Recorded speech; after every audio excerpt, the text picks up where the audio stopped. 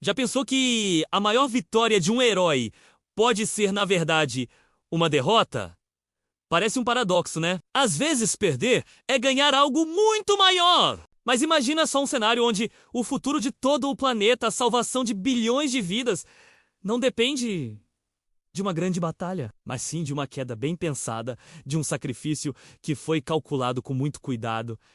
É de deixar qualquer um sem palavras, né? Hoje, vamos mergulhar fundo nesse conceito fascinante, o herói que precisa perder para salvar todo mundo. Sabe?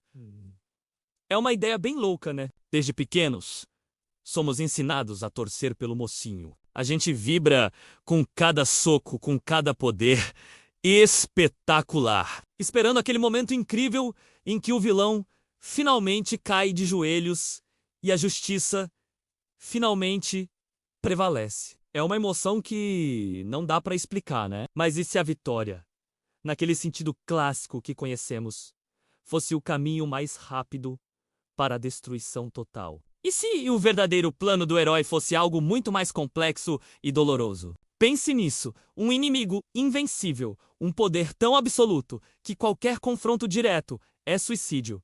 O herói sabe disso. Ele estudou, ele treinou, ele analisou cada possibilidade e chegou à única conclusão possível. Eu não posso vencer. Não dessa vez. Não da forma que todos esperam. A multidão clama por uma vitória esmagadora. Mas o herói sabe que isso só alimentaria a força do inimigo. Ou talvez ativasse um plano de contingência apocalíptico. Então, o que ele faz? Ele luta! Ele luta com tudo o que tem.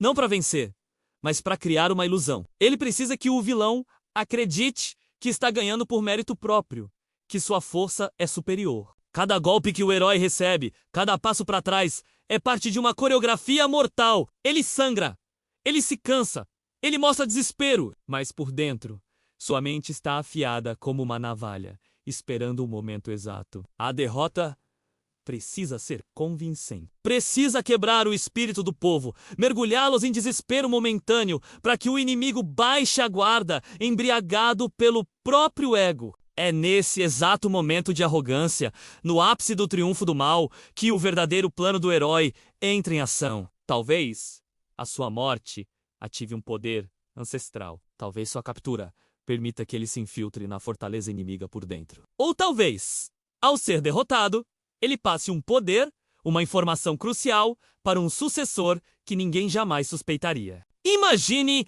a pressão psicológica sobre esse herói. Ele precisa carregar o peso do mundo nas costas, sabendo que todos o verão como um fracassado. Seus amigos, sua família, as pessoas que ele jurou proteger, todos testemunharão sua queda e o julgarão. Ele ouvirá os gritos de decepção. Verá as lágrimas de desesperança. E ele não pode dizer a ninguém.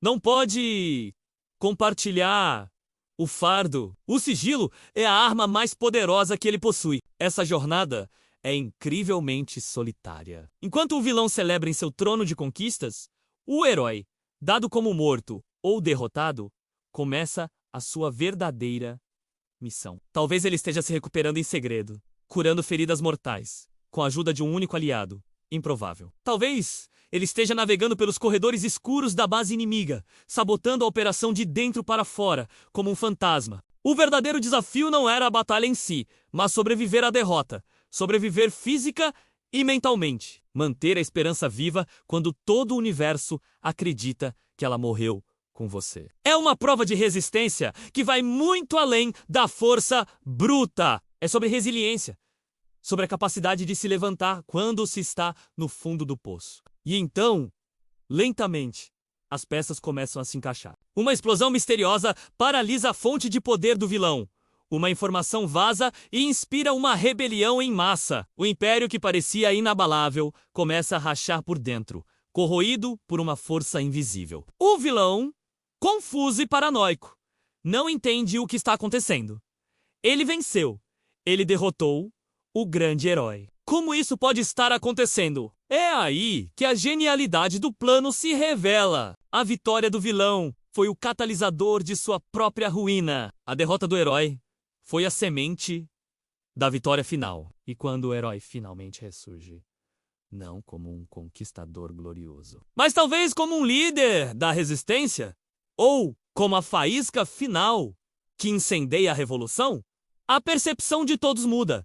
Eles entendem. A dor, a perda, o sacrifício, tudo fazia parte de um plano maior. Aquele que eles chamaram de fracassado era, na verdade, o maior estrategista de todos. O herói não precisava de aplausos, não precisava de estátuas. Ele precisava salvar o mundo, e ele estava disposto a pagar o preço mais alto por isso, sua própria reputação, sua honra, sua imagem. Essa narrativa nos ensina uma lição poderosa. Às vezes, dar um passo para trás é a única maneira de avançar. Às vezes, o sacrifício silencioso é mais heróico do que a vitória barulhenta. Em nossas próprias vidas, podemos enfrentar situações onde perder uma discussão, abrir mão do orgulho ou aceitar uma derrota temporária é o movimento mais inteligente e corajoso que podemos fazer para alcançar um bem maior no futuro. O herói que precisa perder nos força a redefinir o que significa ser forte. Força não é apenas sobre nunca cair, é sobre quantas vezes você consegue se levantar depois da queda. É sobre ter a visão para entender que algumas batalhas só são vencidas através da rendição estratégica. É a personificação do sacrifício máximo, onde o ego é deixado de lado em prol da sobrevivência de todos. Da próxima vez que você assistir a um filme, ler um livro ou jogar um game e vir um herói enfrentando uma situação impossível, pense nisso. Talvez a vitória que você tanto espera não seja o melhor final. Talvez o caminho para a salvação seja mais tortuoso, mais sombrio e infinitamente mais interessante. O verdadeiro heroísmo não está em nunca falhar, mas em transformar a falha na arma definitiva. E você?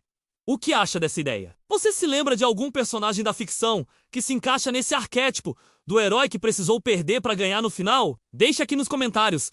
Eu adoraria ler as suas teorias e exemplos. Histórias assim nos mostram que a esperança pode surgir dos lugares mais sombrios e que a maior luz, muitas vezes, nasce após a noite mais escura. Se você curtiu essa reflexão e quer explorar mais conceitos épicos do universo da ficção e da cultura pop, não se esqueça de deixar o seu like, porque isso ajuda muito o nosso canal a crescer. Compartilhe esse vídeo com aquele amigo que adora uma boa teoria e, o mais importante, se inscreva e ative o sininho para não perder nenhuma das nossas próximas viagens. Muito obrigado por assistir até aqui e nos vemos no próximo vídeo.